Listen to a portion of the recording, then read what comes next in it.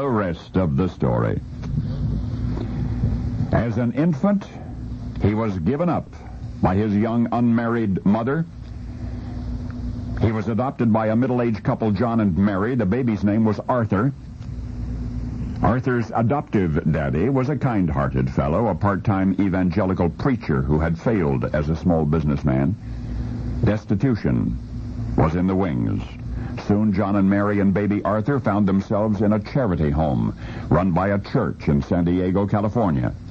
Gratefully, that residence was temporary, and although the family's financial situation was not due for any great improvement, Daddy John did decide to become a preacher full-time.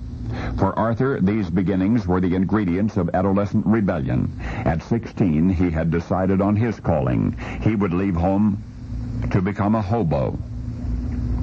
What awaited him one rainy night in the darkness of a boxcar is the rest of the story. Arthur, at 16, lured by a world he had never seen, had decided to become a hobo. The adventure had been planned, and yet the world into which he was descending was devoid of design. His total assets, $11.30. $1.30 in his pocket, a $10 bill was sewn into the lining of his coat. And then one night came that cold rain, ushering him into the shelter of a parked boxcar. The blackness was thick and stifling. Arthur began to doze, when a rustling outside the boxcar opened his eyes in the dark. The muffled voices of two men, a striking match, and then a crisp whisper. Put your hands straight out and lie flat. If this match goes out and I hear anything move, I will shoot. Arthur would not move.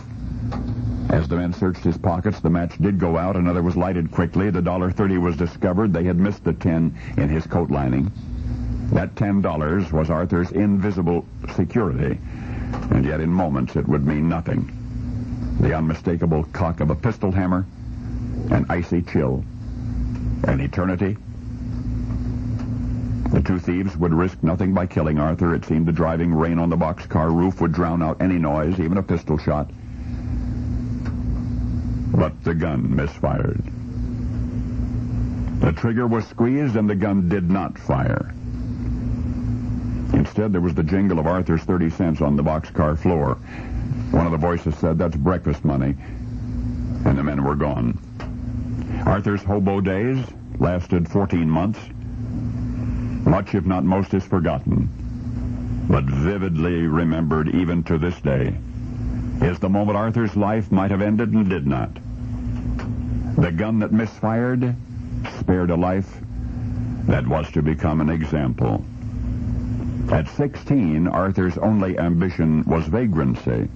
His unsettled origin and dismal aspiration suggested for his future only failure, and yet the youngster whose early years were plagued by poverty and uncertainty, the boy who almost lost the world in a dark boxcar on a rainy night long ago, is today the multimillionaire entertainer, author whose energy is devoted to showing others the way out and the way up. And may I, in confirming his identity, wish him a happy birthday today, Arthur. Art Linkletter. And now you know the rest of the story.